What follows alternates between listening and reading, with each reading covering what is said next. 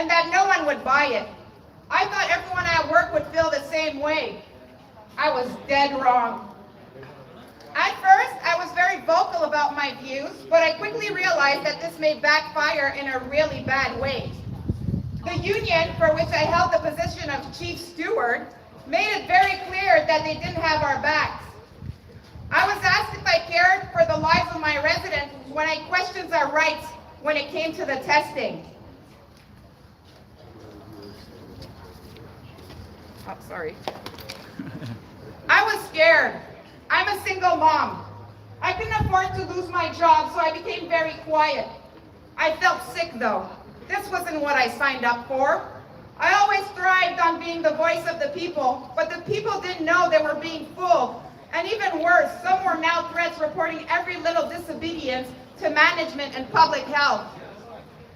I've been silenced many times in my life, and one of the things I learned through my healing journey is that finding your voice along with standing in your truth is the only way out of the darkness.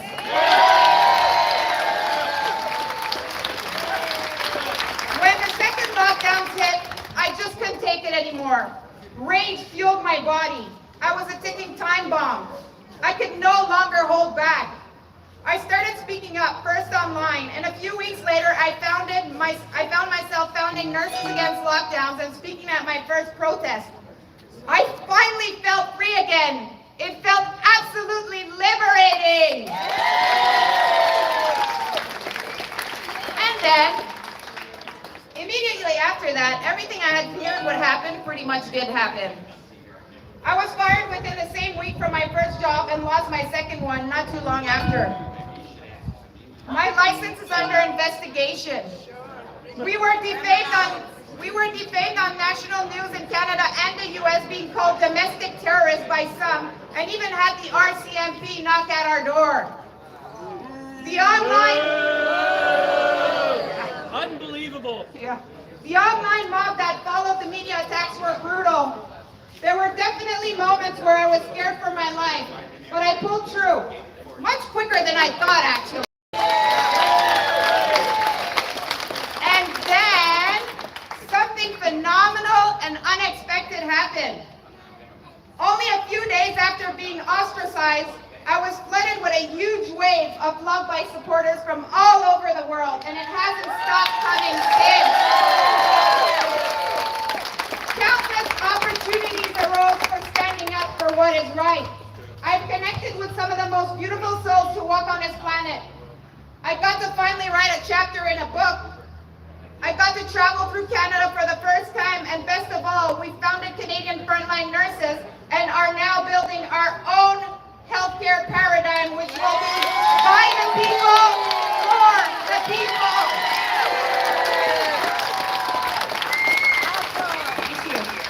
It's literally what I've always dreamed of. I guess I had to take a huge risk, a leap of faith to get it. I believe that's what awaits all of us who do what's right and align our values with our actions. You must all trust and believe in this process. In nursing school, one of the first and foremost important things we learn about is the code of ethics. We were taught that when the industry turns against the people, that it's our duty to agitate and advocate for what is best for our communities. I'm proud to say that I stood by my pledge to do no harm, and if that means that I'm no longer included in the industry, so be it. I'm a free nurse now, no longer a captive agent, and that gives me the freedom and opportunity to be unapologetically the people's nurse.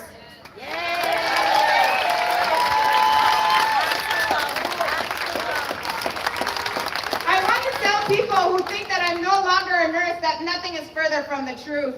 I feel like more of a nurse now than I've ever felt before. Nursing doesn't come from a piece of paper. It's a calling. It comes from the heart.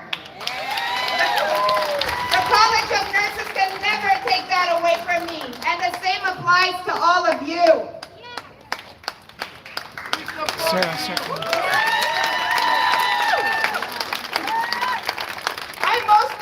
I know most of you are like me. You chose your profession due to your love of humanity.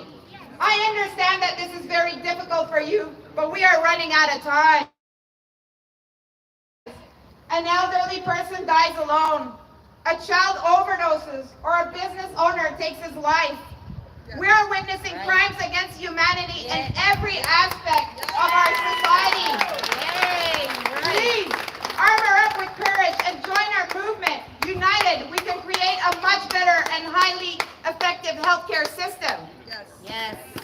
Now, we know that what we are doing is not for the faint of heart. We're calling for the bravest of all nurses and guardians of humanity to please step forward and stand with us. You already know who you are. Don't wait for a sign from the outside. Look within and listen to your intuition. You are the one. We, the people, are counting on you. Revolutions are never easy and require sacrifice, but losing materials and our jobs is nothing compared to losing our rights and freedoms for the upcoming generation.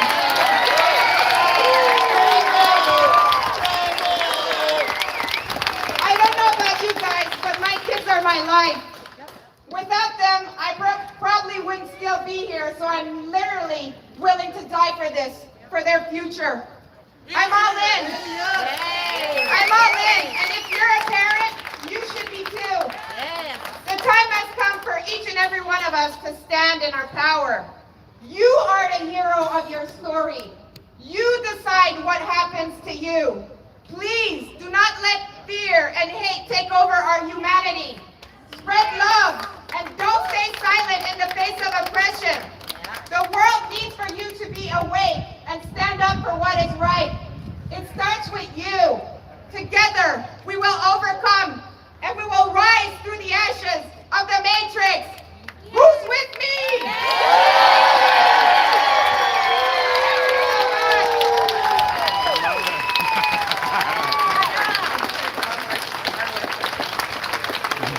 Just to let you know, our website is at CanadianFrontlineNurses.ca. All our social media links are there. We really need your help. So we take donations also on our website because we have a lot of lawyer fees. We're going against the college and several other things.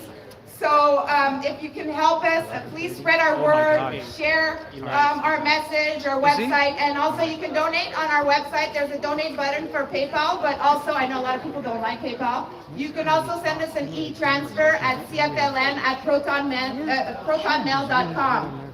Thank you so much. Thank you so much for coming. So next we're going to hear from Eli Diaz from Mississauga Center. Eli! My name is Eli Diaz. Eli, right up front. No, Eli, right to your mouth. Keep it. The candidate for Mississauga Center. Thank you all for coming. Today, I can see Maxime in every one of you, because you're all fighting for the same cause. It's the freedom. Closer. It's been taken away from us, and we're going to get it back. Amen. We're going to get it back with every single step we take. I get asked a lot, so should I really vote for you? Is that a strategic vote? And I tell people, you never vote to take out a government or a certain political leader. You vote based on your morals and values. That's what voting is all about. You're going to the ballot to cast your vote according to what you believe in. The past year and a half hasn't been easy on anybody. The stress, the segregation we've been feeling has taken a toll on many, many people. The other day I got a call from a constituent in Mississauga Center. She's a cancer patient. Every time she goes to the hospital, before she enters the hospital to get treatment, she gets asked a number of questions. Among them are, have you vomited? Have you had diarrhea? Have you experienced a headache? Have you experienced a cough? And she tells me, Eli, it's as if they have never met a cancer patient going through chemo. Because I go through all these every single day. And if I say yes, they'll deny me entry. James. What have we devolved into? Seriously, what has this society devolved into? It's definitely not the Canada I grew up in. And it's definitely not the Canada I want my niece and nephew to grow up in. So we always get asked, how come your focus is always on freedom? Because without freedom, there's nothing else. When I get asked about the economy, I say Freedom! there is no economy. Because this vote has been the simplest choice ever. I've been voting since I was 18. And I've never, ever experienced an election that is simpler in terms of choice than the one we're facing today. We're at a junction point. On September 20th, you're either going to vote freedom or tyranny. And there's nothing in between. There's Freedom! absolutely nothing in between. Freedom!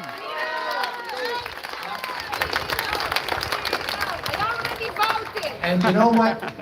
20 seats are better than none. 30 seats are better than 20. 40 would be better than 30. 170 would be better than 100. So let's make every single seat count. Today, we have 312 ridings covered across Canada out of 338. That's impressive. Okay? That just shows the people's appetite for freedom, for change. We need that change. Every sector of society is calling for it. The overwhelming response that I get from my constituents is heartwarming, really. It could bring you to tears listening to people, thanking you for running, thanking you for giving them the opportunity to vote PPC.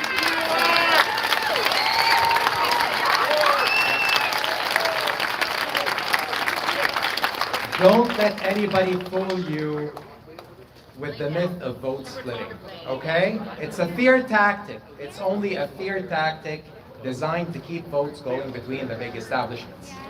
Don't let that fool you. Go and vote according to your morals and values. You see, we stand for so many things. The platform is so easy to understand, it's so easy to read. And I tell people, it's no wonder why we call this the common sense revolution, because really it's just common sense. If you're an individual with common sense, you'll see that a society that is on the brink of turning into a show me your paper society is nothing but tyranny. And it may start with just the vaccines, but you never know where it ends. Today, it's the double shot. Tomorrow, it's the double shot with the first booster, and then the second booster, and then the third booster. And then if you ever say, nope, I'm not going to take this anymore, guess where you end? You end up on this side of the fence with us. So before you get there, join us now in this fight for freedom, and let's take this country back to where it belongs. Thank you. Okay, get out and vote! Thank you, Eli Diab, Mississauga Center.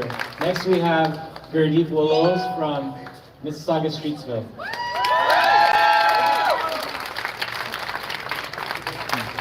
Good morning, Mississauga. Gertie, up here. Good morning, Canada. Gurdeep, up here. Here.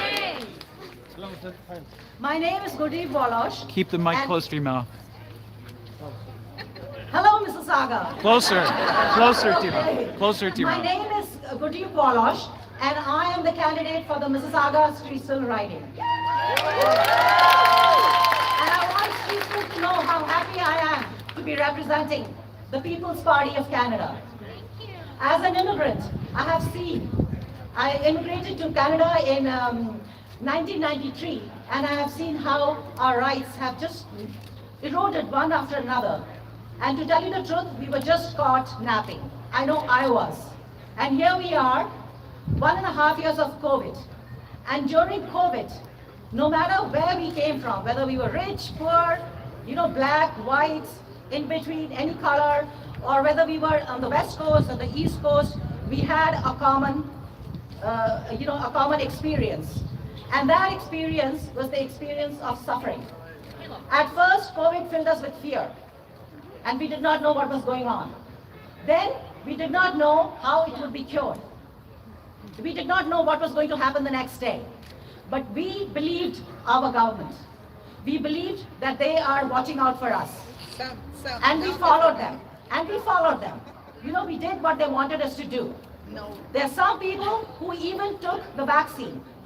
But the end result is that at the heart of this problem, we all realize that this government does not work for the people. Never did. It never did. And if we go back 20 years or 30 years, everything that the liberals and the conservatives have done, it has led to this one point. Where if we think even a little, we know that this government or the government before that, whether it is a liberal government or a conservative government, they do not care for our rights. They certainly do not care for our freedoms. And given a chance, they are ready to take them all. So this year with PPC, this is our chance. We are fighting for our freedom. If we don't have a freedom, prosperity will mean nothing to us. Our jobs will mean nothing to us. So please, and it is so heartening. It is so heartening to see people everywhere. Common people like me. I'm not a politician, and I meet people every day in Streetsville that are not politicians. We have a great team in Streetsville. I'd like to mention the names of Utah, Blaine, Dave, Ruth, and many, many more who go out every day and we distribute the cards and we do just the common things that we do because we are rookies, and we don't have a big, a money bank to help us either. But we've come together, we put it all together, and my main concern is our leaders. We cannot afford to have leaders that are smug, that are arrogant. We must have leaders that care for the people. Without good leaders going forward, we cannot afford to have leaders that don't care for us. We need leaders that will go to Ottawa and make the right rules. And rule number 1 is never to ever encroach upon the rights of us, the Canadian people. Let's get the other candidates. Young parents who want their kids to be enrolled in hockey or go to school, they should be able to do so freely. This is a free country. We must be able to do that without fear. Thank you very much, and I just hope that we do really well, and we will do well.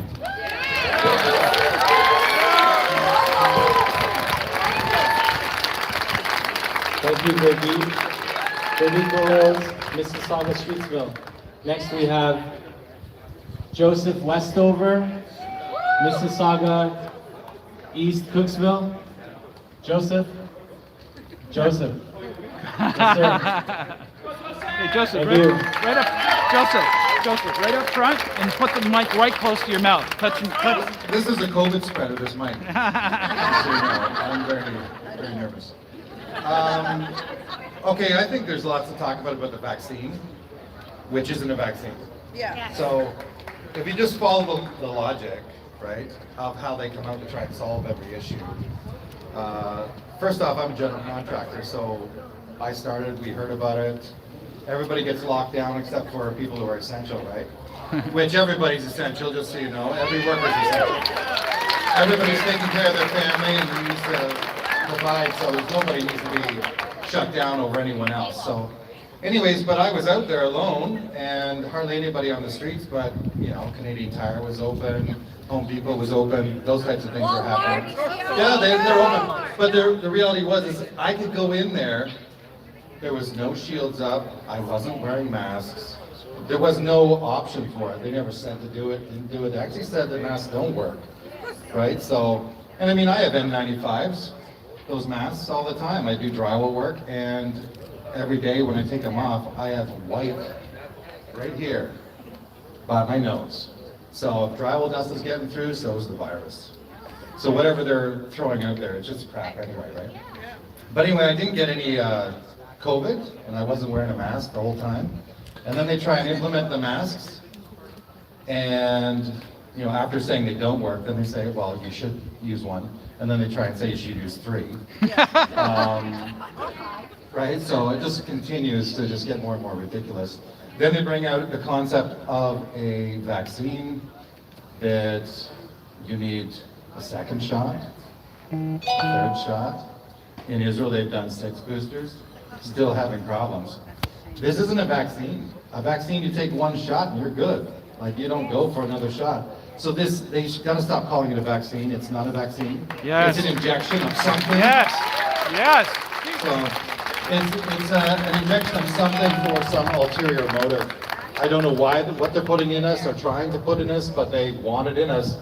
There's a couple theories. One is that the mRNA, you can't patent DNA, just so you know. It's illegal to do so, but they can patent mRNA, and once they inject you, your property. Just like Monsanto has done to all the grains with his little genetic modification. So it could be very well that that's what they're going to try and pull.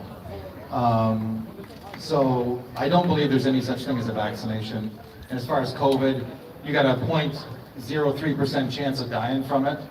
And I think your stakes go up to almost 3% of side effects and death with the vaccine, the so-called vaccine. So you're really, let's just throw an extra bullet in the chamber and let's start playing Russian roulette. Yes. Because that's what, I'd rather play with the virus. I don't need to deal with this so-called vaccine, right? So. Something else is the law.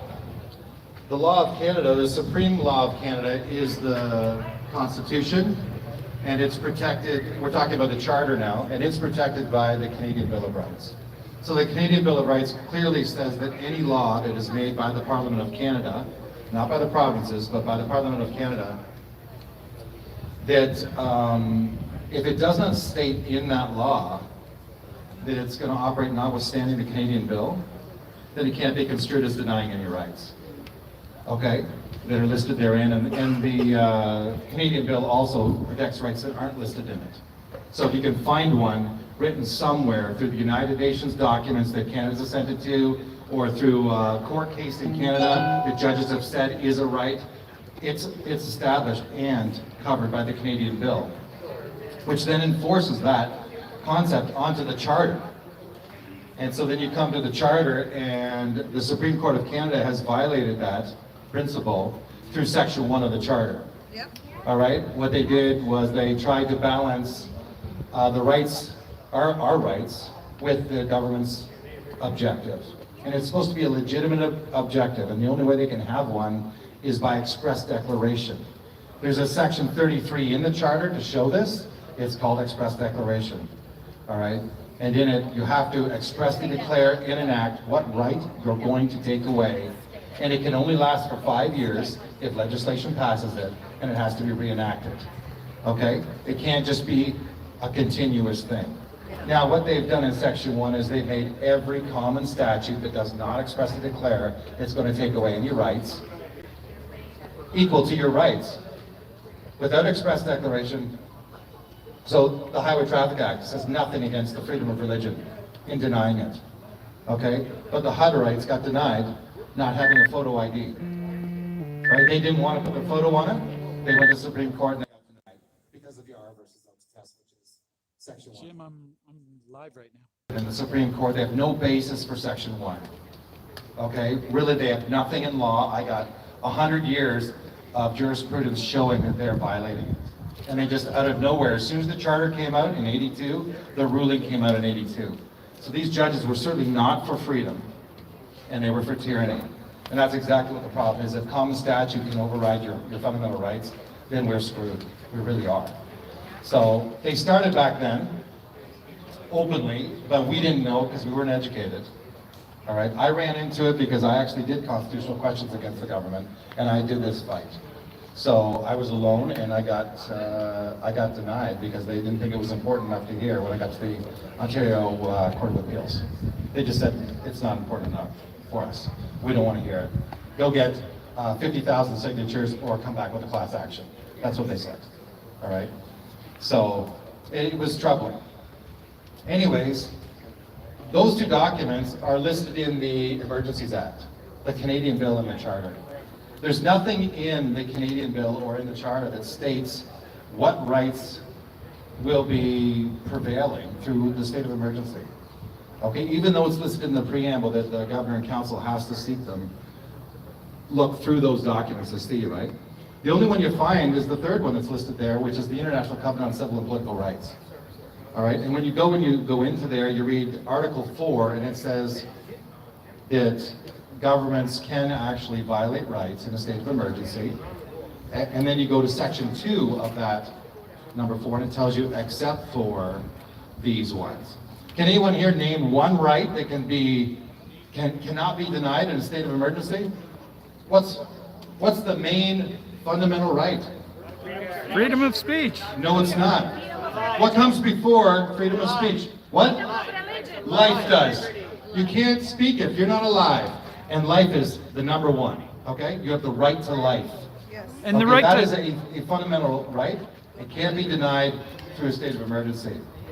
And that is number 6, Article 6 in the covenant. Article 7 is that you are not to be subject to unusual or cruel treatment or torture. In particular, it says, no one is to be subject to medical experimentation without free consent. Not coercion, free consent. And that is in a state of emergency. And Canada assented to this in 1976. Okay? So there's your argument. Okay, with anybody trying to force you to take a vaccine, it's in law. It's been there since 1976, and the Canadian Bill upholds it, and through the Charter it does too. Okay? And that's how they work. So it's a right that we've got in Canada. We go and we get fired. We don't quit. Get fired for not taking it. And we do class actions, and every business that has fired you with a class action of those that got fired, you get together, you get a lawyer, and you own that business by the end of the day. That's the reality. You crush them, and fascism can take a hike. All right? There's also the other remedy of Section 24 that you can take on the government, and they'll have to pay you too when they violate. So Justin Trudeau is completely out to lunch with this idea of pitting those with the so-called vaccine against those against the ones without the vaccine, right? It's not his idea. That's the Well, it doesn't matter if it's his idea or not. He's the bloc. I don't care who talks to who. He's the leader of our country that we are controlling. And he's trying to say that we don't control them, but the United Nations does. And that's not how it works. That's somebody who needs to be fired.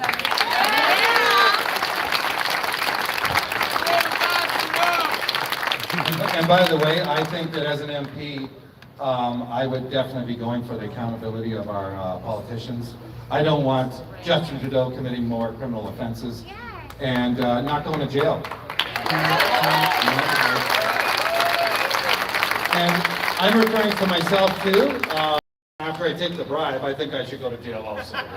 So I'm just saying, like, that's the reality. I joke about bribes, but I think everybody's up there. All the lobbyists are paying off our politicians, and somebody else is really pushing an agenda that you've got, in no time, our whole nation of politicians turned against us. Yeah. It's not just Trudeau, and nobody cares about Trudeau that's in the Conservative Party, really, or the Green Party, or anybody else. Or how about the municipality? And now they're all in agreement. Yeah. So something's going on, and I don't know if they got threats given to them or what, but it's certainly turned them all against us, and we need new politicians that aren't afraid of it. Right? Stand up for us. So I definitely would be one of them, you know. So I don't think I'd be corrupt. So at least I try not to be, as best I can. But I think that, and another thing I was asked last night too. I did a YouTube deal, last night. They asked if people didn't have representation in their riding as MPs. Could you contact me? Yeah. I think any Canadian can contact me. I don't care what riding you're in. You can be from BC. If your candidate isn't doing anything for you, contact me, and I'll try and push it through. All right? That's on vaccines. That's on the law. Okay, and that's the violation we're dealing with right now for anti-vaccine passports. I definitely don't think there's any such legal grounds for them to force this on us, and it's absolute tyranny, and we got to stand against it for sure. So, all right? Thank you. All right. Thank you, Joseph. And that's Joseph, Mississauga, East Pittsville. Oh, one more thing from Joseph. I was actually asked to speak about this. There's some ridings around here that have no PPC candidate. And this is actually a bit of a shame because what we have is an inability to vote. If you don't have a candidate in your riding, you can't vote unless you vote for one of the other options. All right? And if you don't want to, then you're denied the vote. That's really a terrible thing. Like, you just got denied the vote. When you have a right to the vote, they don't leave an option. And you need to have the option to at least choose the party. You know, that your vote goes toward the party instead of it going for the candidate if you don't have a candidate in your area. So, as far as I know right now, the only option we have is to destroy your ballot by putting an X through the whole thing. That's your vote. And it's good to do so. It's not good to stay home and not go and do that. And tell others. You make sure everybody knows that they have to go in and do it. The reason is it counts as a vote against all the parties that were in your area, that you were not for them, you didn't agree with them, and you didn't have an option to choose that was for you. So if you don't vote, it looks like you were just lazy and didn't show up. You could be for any party, they don't know. But if you scratch through the ballot, they know you're not for those ones. And you're looking for another option. So, and something else, if you try and go there and you say, well, you know, I really want to vote, I don't like the fact that I don't have a say, so I'm going to vote Conservative and hope I change things from Trudeau.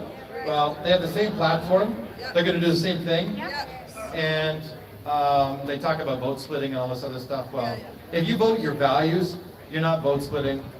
If everybody votes their values, you know what's going to happen? The People's Party of Canada is going to win. Yes. So, that's what's going to happen.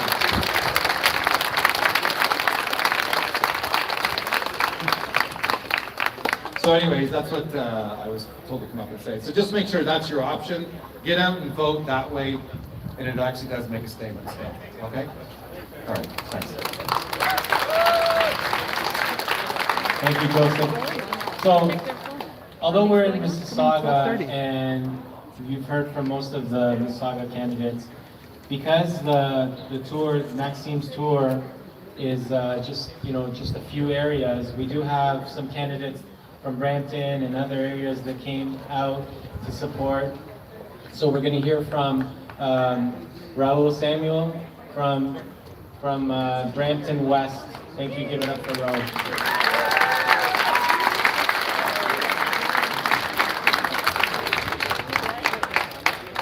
Hey everyone, how's everyone doing? Thank you to all the Brampton West supporters that came out today. Before I say anything, I'll keep it brief. I'm not a politician or professional speaker, so I'll keep it brief. I'll just give an introduction about myself and why I'm with the PPC. We own Orion Security, a healthcare and security company in Peel region, and I'm a counselor with the region of Peel. You'll find this funny. Originally, when I was nominated as a volunteer a few months back, and I decided to be a voice for the people, I was nominated for the Liberal Party.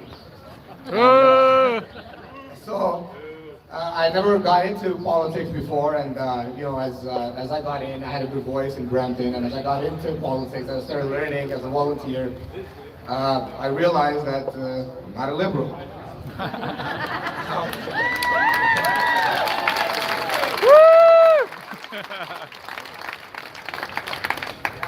So first of all, I'd like to put a rest to something. So I have a good, following on social media. A lot of people have asked me a lot of questions, and as you all know, the question that we hear the most is, the PPC is as a white supremacist or racist party. For the lack of a better word, before I can say anything else, I'm living proof that that is bullshit.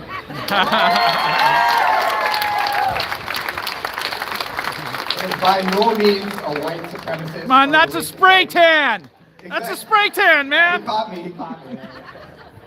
By no means is it a white supremacist or a racist party. I can tell you, coming here as an immigrant, being a counselor, speaking with so many immigrants, coming from, communist countries where we don't have the freedom to be how we want to be, to live how we want to live under one law, under one societal belief that treats everyone fairly.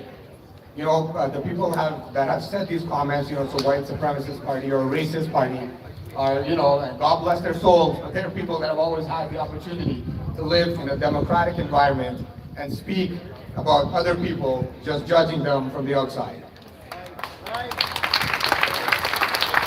Right, so I tell all those people, and I'm going to get into the vaccine, but that's just the vaccine. We're going to get past the pandemic. We're going to get past this, let's say for our kids in the next 10 years. Let's say the pandemic is gone and we forget about this. It is just a metaphor for many other things. If we give in to the vaccine or, forcing our kids to wear masks at school or whatever the case may be, that reminds us, especially people that have come from different countries, of communism.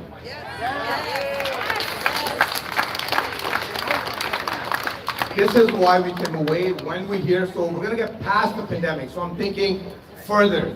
So what this government is doing, what they're doing is they're creating laws and favorism for other cultures, religions, societal beliefs, and they're masking it with, promoting multiculturalism.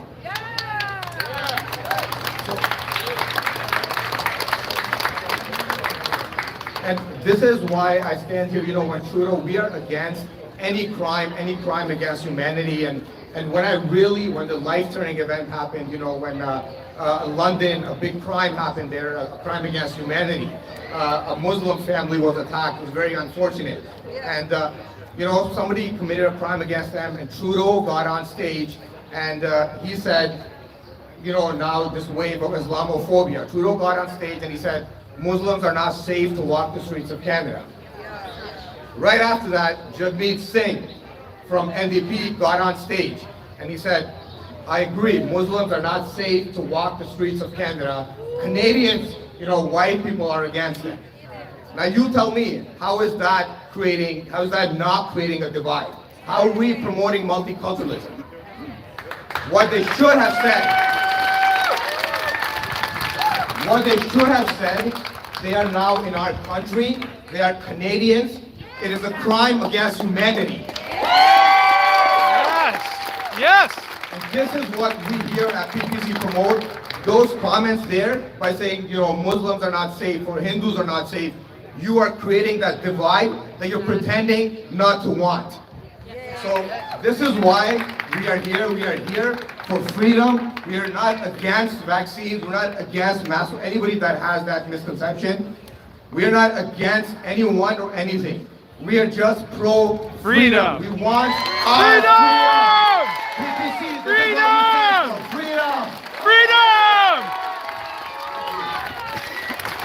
So before I get off stage, there's another candidate here. The reason I want to call him up is because everybody that's watching, everyone that's here from Brampton West, that has been commenting that, we're racist or white supremacists.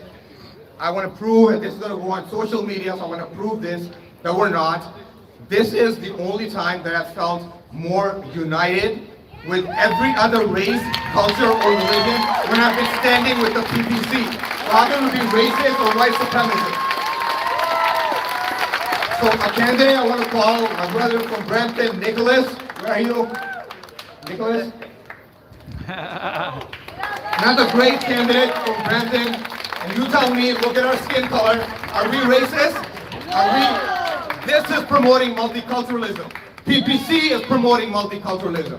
We're not against anything. Freedom!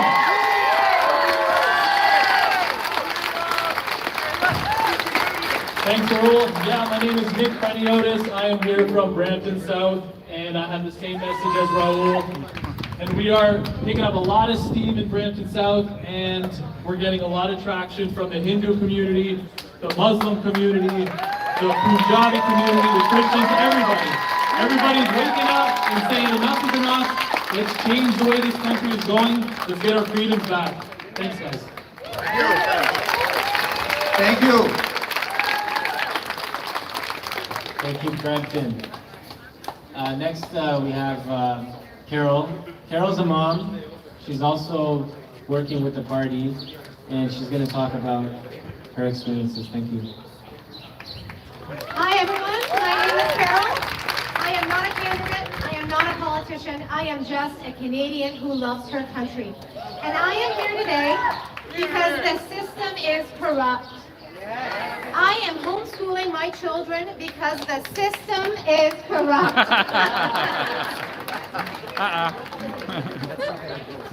And I am voting purple because the system is corrupt. Wearing this hat, I have met so many people. I have spoken to so many Canadians who have told me that they have left their countries and come to Canada to lead an oppressive country, or because they have lived through communism and they see the signs of it happening right here, right now. It is time for all of us to band together, to say no, this is our country, this is our livelihood, these are our children, and we want freedom. We want them to live in a country that is free.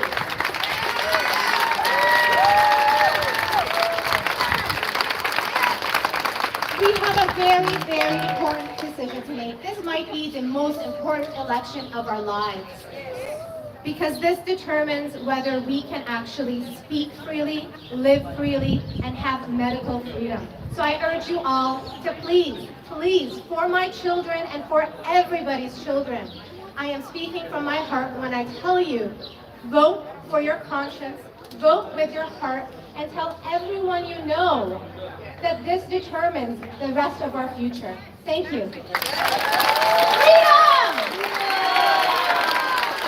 Freedom! Freedom! Freedom!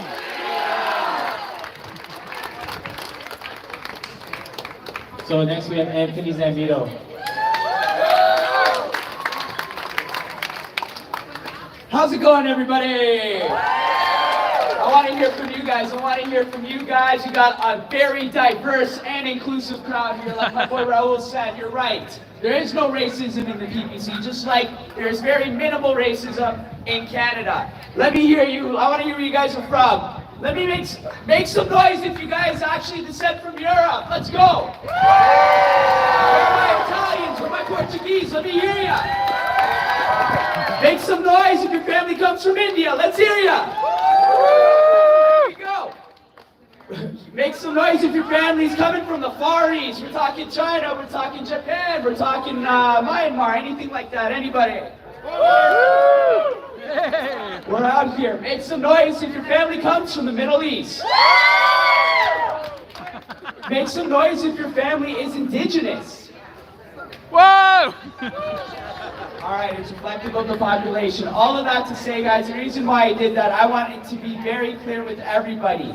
We come from the entire world. There is not one uniform example of a Canadian. I love when Team Canada plays in the Olympics, because you never know what the person representing Canada is going to look like. That's because literally the world lives here. Everybody's come from everywhere in search for freedom. Raise your hand if your family comes from somewhere. They came to Canada to escape communism or a dictatorship. Raise your hand. My family as well.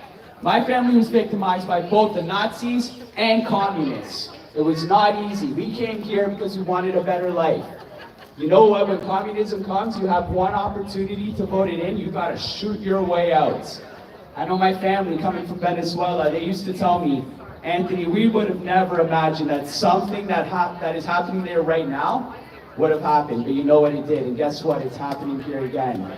That's why, let me tell you this, God is smiling at each of you today.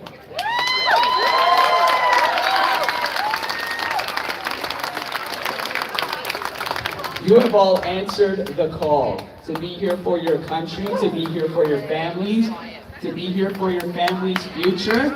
All right, so give yourselves a round of applause, okay? Because this revolution, this movement would not be happening if it wasn't for you being here right now. All right, guys? The people that are in the crowd tonight, these are your neighbors, these are your cousins, these are your friends, these are your family members, these are the people that you go to church with, okay? Doesn't matter what name you call God. All right, we're all united under the banner of freedom, the banner of Canada, and you know, we all know that our rights and our freedoms, they were given to us by God. Nobody can take them away from you. If anybody is telling you that you are not free, they are lying to you. No politician is going to set you free. I'm not going to set you free. The only person that can set you free is you. The second that you stand up against all these irrational and unconstitutional mandates, all right? And if you need courage to stand up, look around you. You are never alone.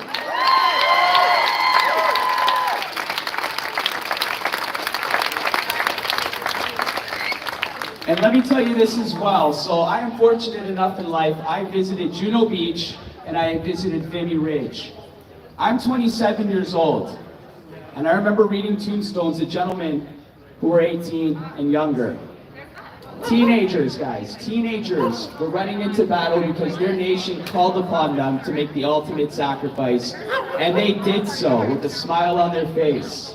All right? It takes, you know what, we have gone through a lot these last 18 months, and I'm never going to deny that. You know what, to make a sacrifice means not wearing a mask and being ostracized. What sacrifice in comparison for us to make than, you know, the same sacrifices that men younger than us have already made. All of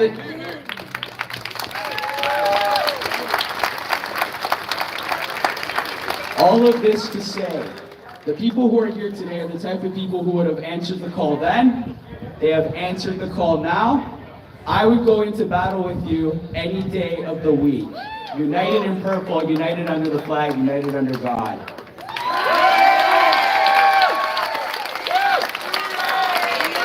Freedom! Freedom! Freedom! Freedom! Freedom! Freedom! Freedom! All right, guys, I'm going to end this off here with I would like to ask for everybody to stand if they're able to please remove their hats, because I would like to sing the national anthem. Let me tell you something about the national anthem. The national anthem was written by a gentleman who is named Calixa Lavallee. If everybody heard that, the anthem was written by somebody named Calixa Lavallee. Calixa Lavallee volunteered for the Union Army during the American Civil War. This was at a time when the British government was seen helping the Confederates. That didn't stop Calixa Lavallee and 30,000 other Canadians from joining the Union Army to end slavery in North America. This anthem that we are about to sing together, understand that our bravest men and women have sung it before they went into battle. The same anthem, it's been the same one throughout our entire Confederation until Justin Trudeau and his little government butchered it.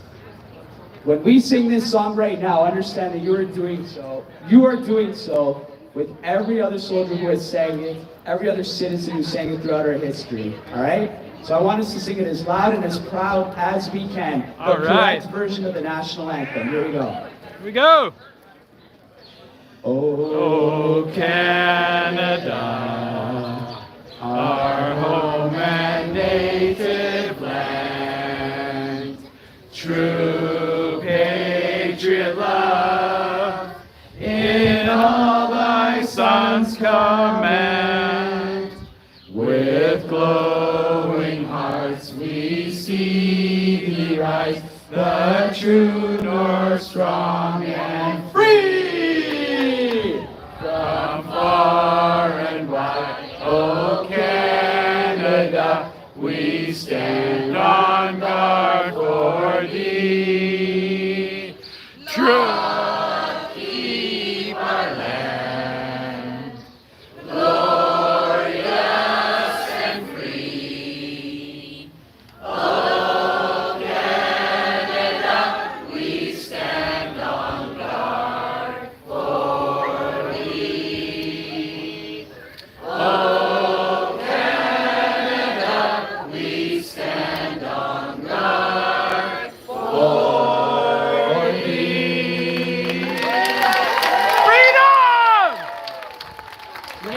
gentlemen, thank you for making the trip out. Thank you for having us here. The BBC thanks you. Your country thanks you. Your families thank you. And God thanks you today. Thank you for coming out.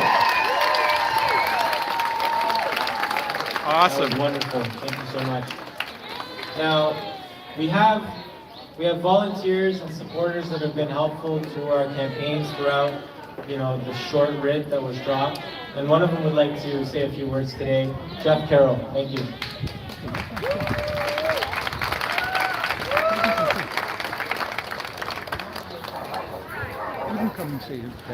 If you can keep your head when all about you are losing theirs and blaming it on you. If you can trust yourself when all men doubt you, but make allowance for their doubting too. If you can wait and not be tired by waiting or being lied about, don't deal in lies. Or being hated, don't give way to hating. Then, yet, don't look too good or talk too wise. If you can dream and not make dreams your master. If you can think and not make thoughts your aim. If you can meet with triumph and disaster and treat those two imposters just the same. If you can bear to hear the truth you've spoken, twisted by knaves to make a trap for fools. Or watch the things you gave your life to, broken and stoop, and build them up with worn out tools. If you can make one heap of all your winnings and risk it all on one turn of pitch and toss, and lose, and start again at your beginnings, and never breathe a word about your loss. If you can force your heart and nerve and sinew to serve your turn long after they are gone, and so hold on when there's nothing in you except the will which says to them, hold on. If you can talk with crowds and keep your virtue, or walk with kings nor lose the common touch. If neither foes nor loving friends can hurt you, if all men count with you, but none too much. If you can fill the unforgiving minute with 60 seconds worth of distance run, yours is the earth and everything that's in it. And, which is more, you'll be a man, my son. I like it. That poem is If by Rudyard Kipling. Wow. Thank you. Thank you, Jeff. So you guys are probably wondering, where's Maxime? Okay. He is finishing his Zoom debate, and before him, Randy Hillier is on his way, so he'll be here soon.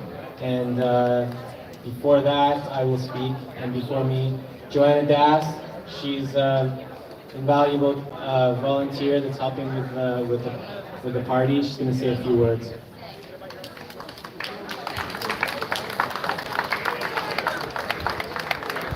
Up, up. Yeah, good. I have my clinics because I'm gonna cry. You better take one out as well. My name is Joanna Das, and I'm a proud Canadian, but I'm also an immigrant. I came to this gorgeous, glorious, free country from a communist country, Poland.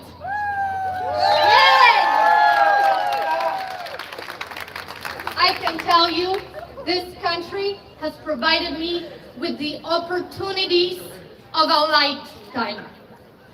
I can tell you, I'm fighting for my kids so they have the same opportunities and freedoms that have been granted to me by the beautiful, welcoming, loving, democratic James. Canadian James. people. If there's time, I'm going to read my speech again, but I need somebody to... I do Sure, love sure, this sure. country Later, with Randy, all here, my Randy, heart Good and job. all my soul. 5 minutes. And I am a proud volunteer for this party. Yeah, okay. I can tell you that last year, when the whole thing started happening, I knew from day one I could recognize the signs, the propaganda, the fear-mongering, the segregation, the separation. If you really, really want to see what has been done in 1939 in Austria, in Germany, the same strategies have been employed. Do you know the first thing that Hitler gave to the Austrian people? He gave them a radio. Why? Why a radio? He wanted to send his message to as many people as possible, manipulate them. That is what propaganda does. And we all have to stand up. We all have to rise for freedom. Because if we don't have our freedom, we have absolutely nothing. Freedom!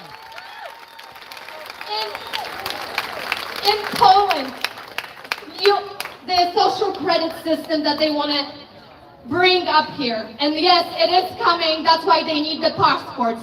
They need the injections, not vaccines, injections. Read ingredients. Read ingredients.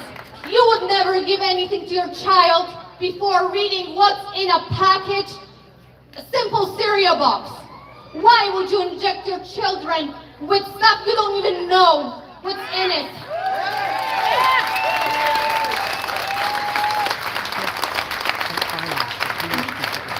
Without freedom, without respect for our rule of law, for our Constitution, you have absolutely nothing. You have no private property. Remember this, no private property in communist countries. Your car, your house, your business, everything is repossessed. It's taken for the greater good. The greater good. Your family is removed from your care for the greater good. You have no right to your body for the greater good. This is exactly what they're implementing here. I beg of you, I plea of all of you, please reach out to your neighbors. Please talk to your friends, your colleagues, our Canadian brothers and sisters. I beg of you, above all, pray. Invite God to protect this country. God, keep this land glorious and free. Please.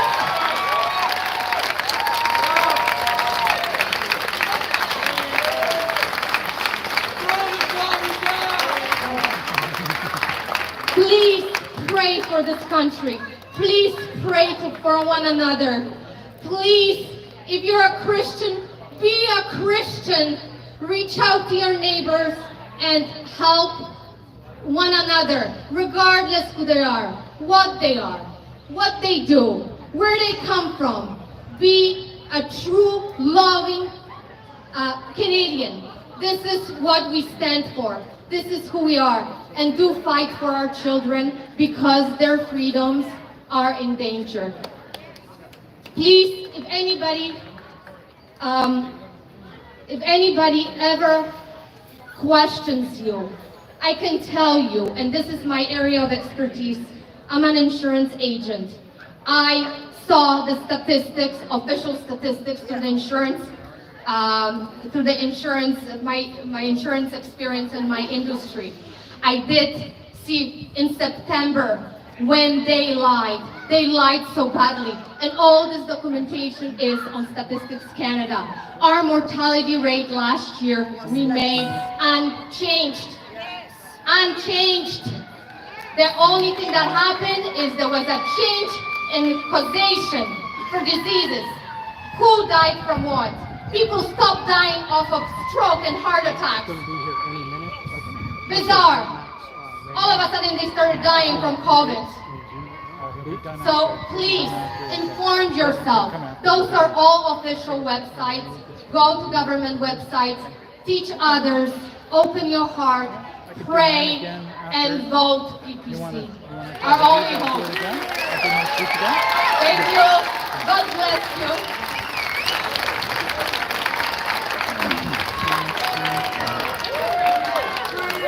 Thank you so much, Joanna. So, Michael, Bayer, Mississauga Aaron Mel is going to say a few words. Thank you. All right, I'm going to give you the same speech. I guess some people didn't hear it, and my cameraman didn't get it either. So my name is Michael Bayer. I am the candidate for Mississauga Aaron Mills. And thank you. I am not a professional politician. I don't want to be a politician. I'm here because I love this country, and I am worried. I was so frightened for what is happening in Canada. That's why I'm running. I want to be a representative of the people, and I want our freedoms back. Now, many have said that the middle of a national crisis was the wrong time for Justin Trudeau to call an election. I believe there's no better time than right now to replace the leadership of this nation with a PPC government. We have witnessed over 200,000 businesses close shop, their livelihoods gone. People are losing their homes, and their dreams have become their worst nightmare. Trudeau is worse than a 16-year-old kid with his first credit card. No worries, somebody else will pay the bills. His borrow, spend, tax economics has failed all Canadians. He's giving our money away. $400 million to education around the world, with another $180 million to the Global Partnership for Education for Europe, all while our education system crumbles and our costs skyrocket. Canada deserves better. $241 million to family planning around the world, including a $20 million donation to the Bill and Hillary Clinton Foundation. While he is telling us that the veterans are asking for too much. Canada deserves better for our seniors, and our veterans deserve better. All right. I'm going to cut it short because the man of the hour, one of the men of the hour is here. Come on up here, Randy. All right, everybody give a big cheer for Randy Williams. Randy. Thank you very much. Sorry for cutting you off. And sorry I may not be able to be as forceful in speaking as I usually am. I've been chatting a lot. Maxine and I have been traveling around the province, and so we're getting a little hoarse, but we'll give it a go anyway. So, and listen, we've been experiencing some delays. Max may be here, but unlikely. He's caught up in some other traffic delays and whatnot. So I'm just going to have to fill in a little bit for Max, if you don't mind today.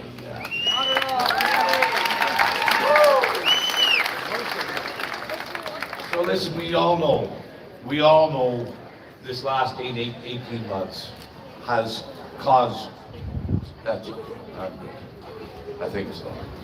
This last 18 months has been really, really difficult on so many people. So many of our little kids being masked every day to go to schools. And our elderly and our loved ones being isolated and confined for so long.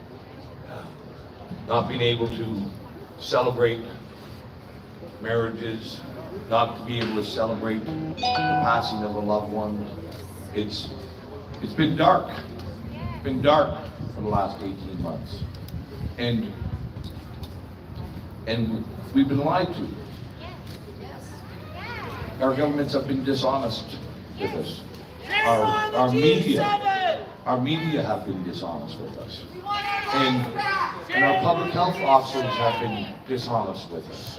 And truly, what we've seen, for anybody to speak honestly and truthfully in this country, it's become dangerous.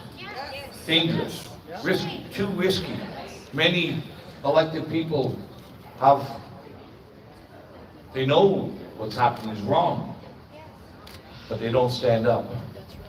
They don't stand up for the people who elected them. They don't stand up for the people they represent. And we can't have a country, we can't have families, we can't have communities if we can't have honesty and truthfulness. We just can't have it. We need to stand up for honesty and truthfulness. And that's what Maxine Burnley and the BBC party are standing for. Truth. Truth and freedom. Freedom and honesty. That's what we need.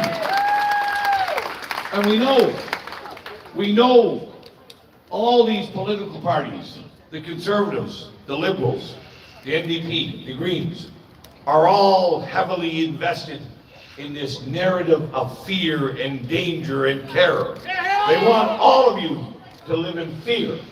They want all of you to feel that you're threatened and that you should be terrorized and that they are the only ones who can keep you safe.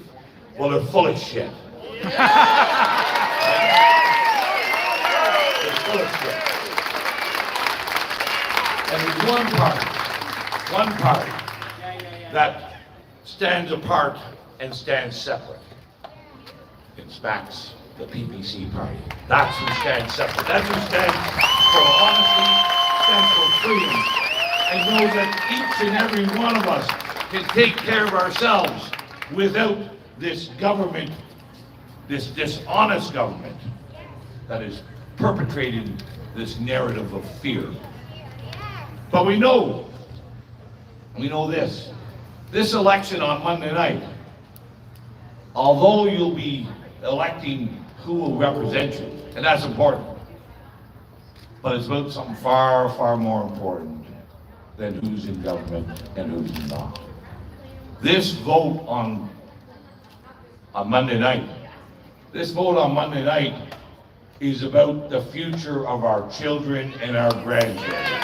That's what you're going to decide on Monday.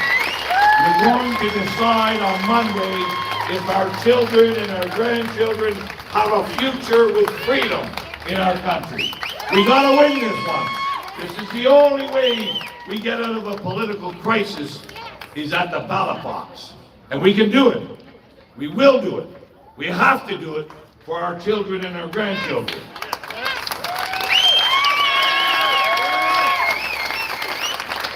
Just as our parents and our grandparents stood up to face the crisis of their days, they stood up and they fought, and there was much worse things for them to face than us. Today we face scorn and ridicule and shame and job loss.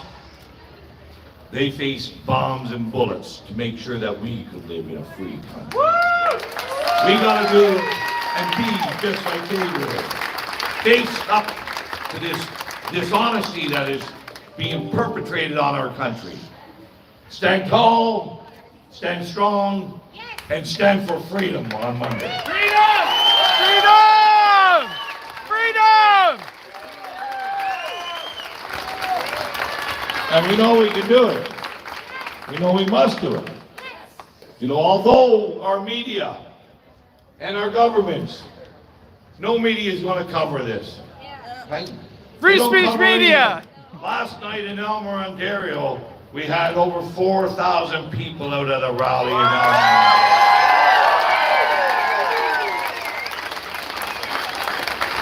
A couple hours early, we had over 2,000 people in London, Ontario. Everywhere we go, the crowds are getting bigger. People are awakening, and they know that this is not just an election. This is a battle for the future of our children. But our media won't cover this. They won't. They want everybody to believe we don't exist. Well, let's show them we exist, and we're not going to back down, and we're going to win. PPC! PPC! PPC! PPC! PPC! PPC! PPC! But here's another fact they won't tell you. They won't tell you this. There's over 6.5 million Canadians, just like everyone here, just like you and I, people who know that the dishonesty of the last 18 months is dishonest. Okay? People who don't buy that it was the 2 weeks to flatten the curve that led into a month to flatten the curve, that led into the first lockdown, that led into the mandatory mask, and just one more lockdown, just one more lockdown, and the second and the third lockdown. And now we're into the just wait for the vaccine, and then just wait for the vaccine boosters, and then just wait for the vaccine passports. It's all BS.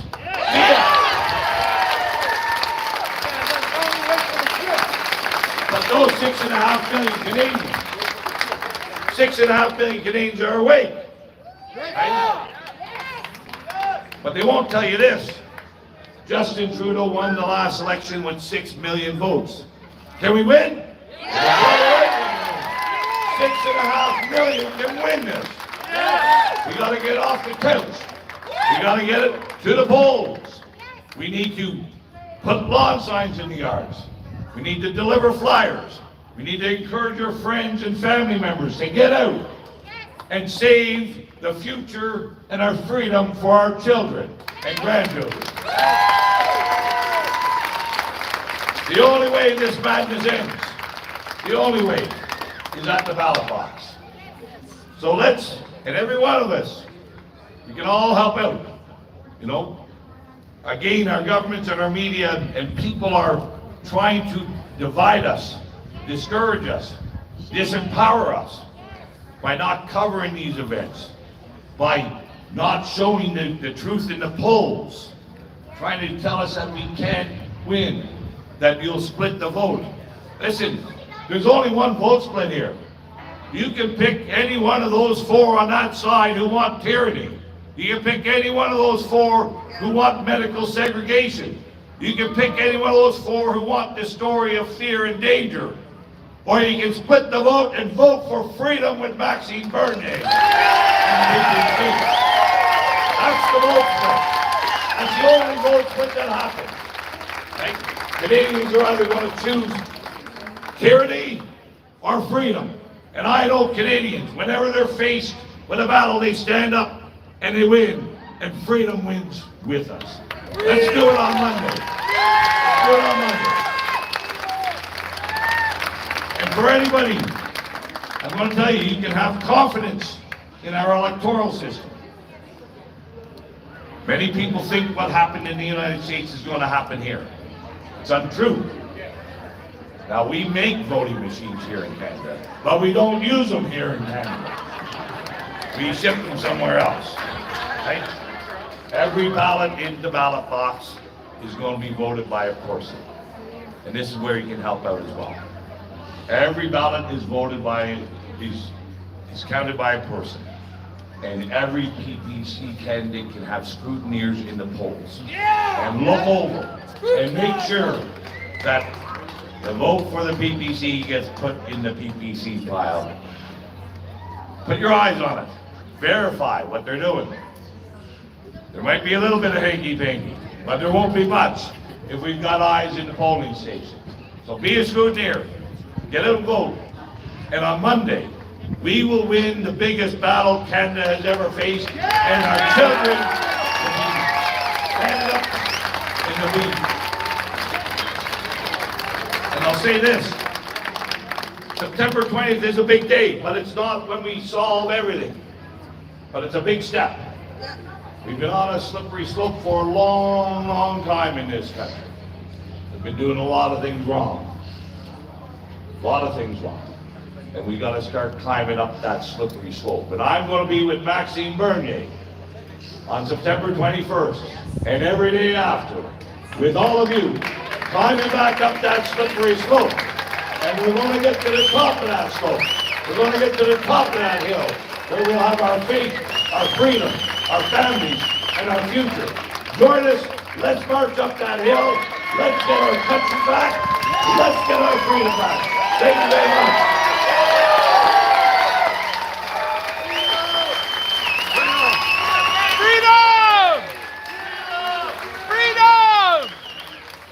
Thank you, Randy Hillier. How can I follow that? What an amazing man. You know, since the beginning, he's the only one that opened my eyes to what's happening from the beginning. Expressed to us how we can fight back and how we can, you know, write to our MPs and members of parliament and, you know, tell them what to do, what we want for them, of them. But they're not listening to us. They're pretending none of this is happening. You know, let's focus on the housing crisis. You know, we're not worried about the vaccines. That's just something you have to do. That's what they want to tell us. So let's talk about the other stuff that are on the People's Party platform. We have information about what we want to do for the platform for the housing crisis. So we have to address zoning. We have to address the municipalities are working with the developers to make sure that housing prices are high. That's what's happening.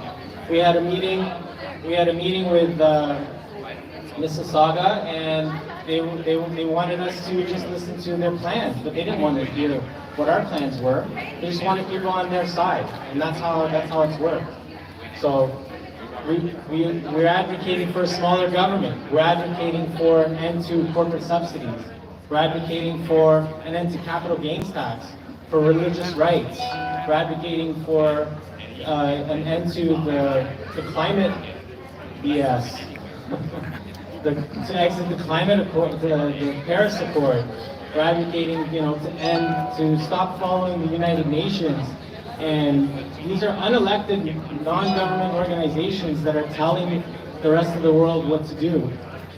And our governments are listening to them, and they're not listening to the people. Well, they should be listening to the people, because the government serves the people. But the governments infantilize the population and treat us like kids. Like we don't know anything. They're going to tell us how it is, and we just have to listen. So they've already started this conditioning, this mental conditioning that we just have to do as they say. And a lot of people are just falling in line because they haven't experienced oppression. They haven't experienced communism. They haven't experienced any of these things because they've lived such an easy life here.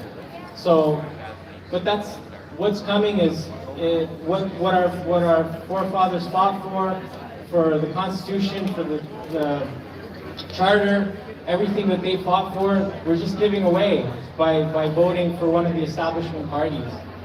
So.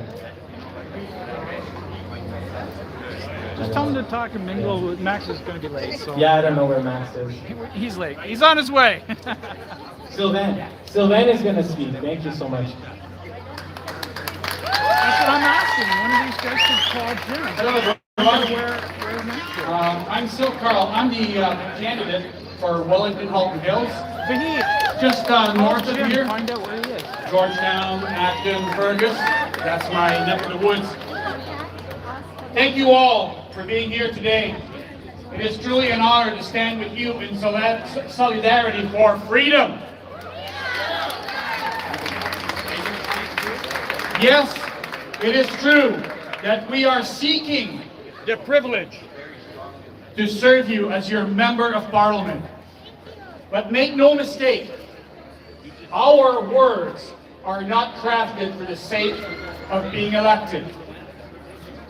These words that we share today with you are from our hearts, which transcends any political aspirations we may have. Whether we are declared victorious or vanquished, these words we speak today will remain true well beyond this moment we share today. The cruise ship Princess Diamond showed us in February 2020 the mortality risk of COVID. Back then, we already knew that it was 99.98%. As British economist Hayek said, Emergencies have always been the pretext on which the safeguards of individual liberty have been eroded. Instead of protecting the vulnerable and isolating the sick, governments throughout established pandemic protocols and imposed outrageous restrictions on healthy people. Merely existing is not living. A simple but prophetic phrase that defines why we resist, while others conform to the tyranny of safety that is upon us now. Our world has been plunged into a crisis of our government's making.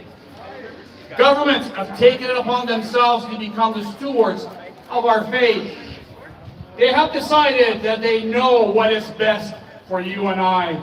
They have decided that it is the government's responsibility to keep you safe. The People's Platform has at its core the foundational theme of freedom.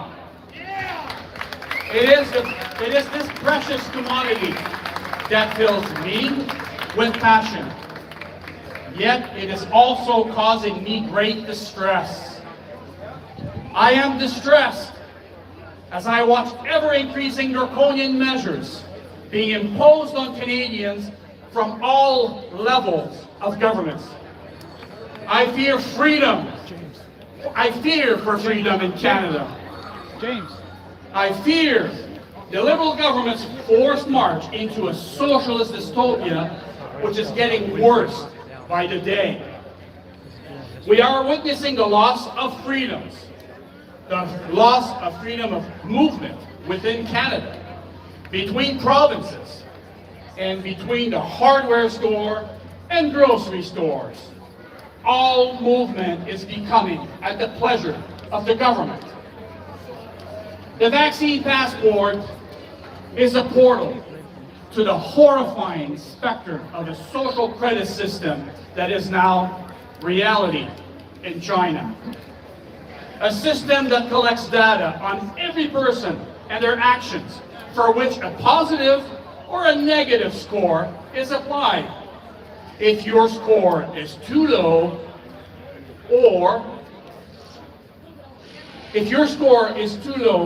you cannot, for instance, get on a train or get on a plane. In China, your social credit score, if deemed bad enough, will even bar you from the grocery store or suspend your bank account. Of course, there are those that say, this can't happen in Canada.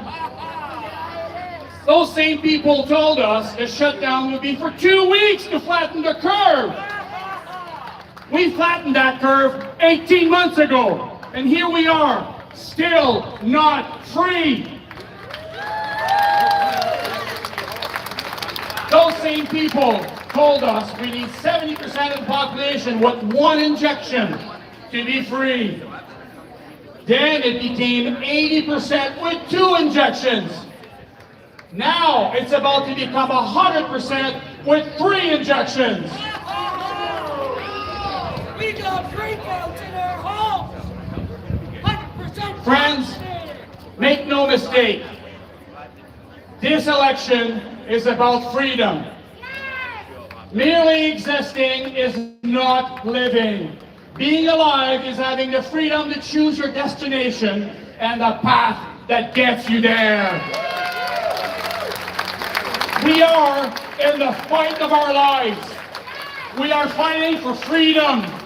Freedom to have choice and dominion over our own bodies. We fight for freedom to decide our own destinies. No more lockdowns ever again. No mandatory injections, no vaccine passport. We are the people. Hear us roar!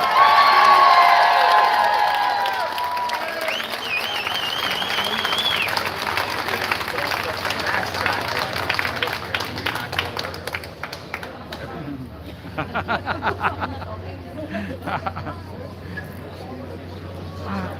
What I was going to say is, let's see if the other candidates can get their signs up there too, and then we can get Max to speak in front of us, and then bring his background. The background will be all the signs.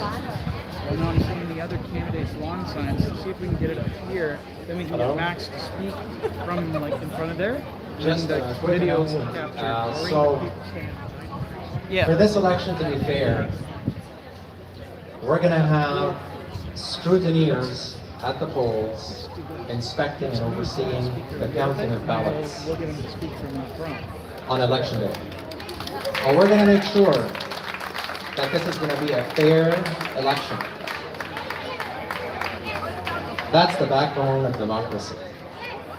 So if anybody wants to volunteer in the Mississauga area to become a scrutineer, a person who can oversee the counting of the ballots, please see me at the end of this. Okay, I'll take down your name and number.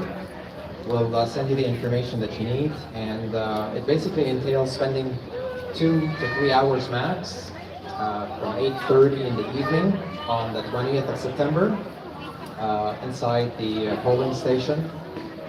You'll be paired up in pairs, and basically we'll go over all the material and information you need to do that job. Okay? Thank you so much. Thanks.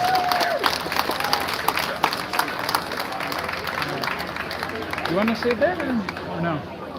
Not really, but I have to. Let's find out where Max is. Hold on. All right. Hang on, everybody. We're going to find out how long Max is going to be, so just bear with us. Let's chat with everybody, and he'll be here soon. All right, so let's see if we can do that. I want to get Max speaking from here, because then let's get the other candidate signs up here. I'm going to make this move this over better. Yo! Hey, is it possible for me to get the mic just to let people know that we're selling some merch over there? Yeah, sure. Sure. Hello, everybody. Oh, okay. I'm Blaine Mitten from Statesville. Come on up here. Quite frankly, I'm an old conservative. But you know what? This election I've changed. Canada needs leadership. We need Maxine's leadership. We're fighting for freedom, but we need the freedom to develop Canada. We need to develop Canada. We have tons of resources and we're not using them. We have natural gas out west. We could be shipping it to China. China has like 2,500 coal-fired power plants. We talk about carbon change. But you know what? Until the Chinese come online, there's no point in Canada having a carbon tax. So we're raising what we're doing. We need leadership in this country big time. We need lower taxes so we can have manufacturing in Canada and Ontario. We don't need more wind and solar. We have to back it up totally with natural gas. And that's very, very costly, and it puts our manufacturing out of business. We need a change in our equalization payments. Big time. It's not fair what's happening in Canada. Only great leadership will change this. And we need Maxine Bird already. We got, by the end of the term here, we'll have close to $2 trillion in debt. Try paying the interest on that. Oh, really? We have inflation and the interest rates Well, are 5%. let people know. We got to get change in this country. We need the freedom. We need the opportunity. We need less legislation. We need less government. Actually, Trudeau has added 60,000 new government employees. Can you imagine? Every one of those work for legislation. They create legislation. We don't need more legislation. We need leadership to open up this country to freedom. That's my story. I'm sticking with it. That's from an old conservative. Thank you very much, and have a wonderful day.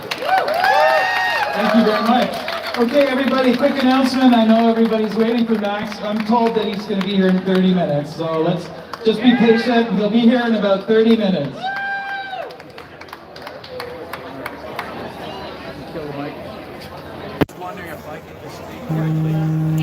You are.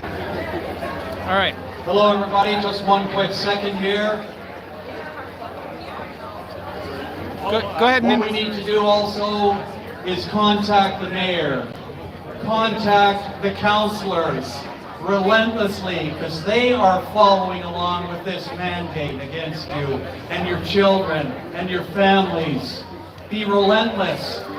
Email the mayor, call her office, email your counselors, demand your freedom back, demand them to stop this medical tyranny, this division. We can take our city back as well. We just demand it that they stop. And we can do it by contacting them daily and say enough is enough. Thank you very much. Have a great day.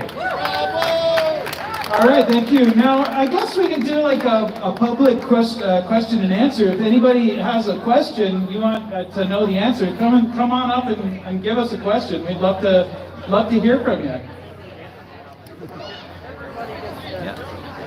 Can I be a scrutineer for another riding? You can be a scrutineer for any riding you want. You don't have to live in that riding. All right, thanks. Thank you. Any other questions?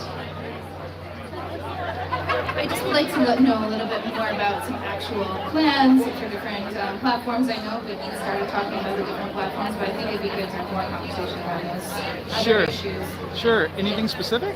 I mean, I think it'd be helpful because they're saying some nonsense about how climate change did not, and I think that's a lie. And I think we need a more measured approach, and I would just like to hear some more ideas about not alarmist ideas, but measured ideas. Okay. That's an excellent question. I mean, who wants to talk to that question? I mean, it's a great question. Nobody's denying climate change. Climate is changing all the time. The question really is, what part of the climate change is due to man's activity? And that is not clear. That answer has not been settled. So it could be 1%, it could be 10%, who knows? I have a very simple point to make. The world governments, like across the world, they are not able to hypothetically control a virus. And these useless people, they want us to pay taxes and they claim that they control the climate change. They can't control the virus and they want to control the climate. Only God can do that. All right, let's see. Who else wants to, sorry, we didn't really get a good answer to your question, but I'd suggest you go on the website, peoplespartyofcanada.ca. They have a platform. I'm going to invite other people to talk about it, because it is important, very important. Any other questions? Who else has a question? No? Yeah. I have a comment about the climate change. Sure. Okay, there's a lot of talk about the immigration, correct? Yeah.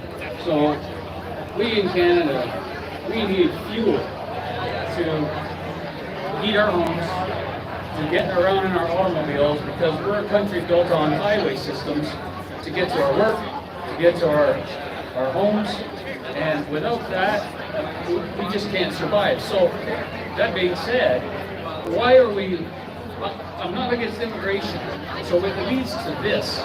We're bringing in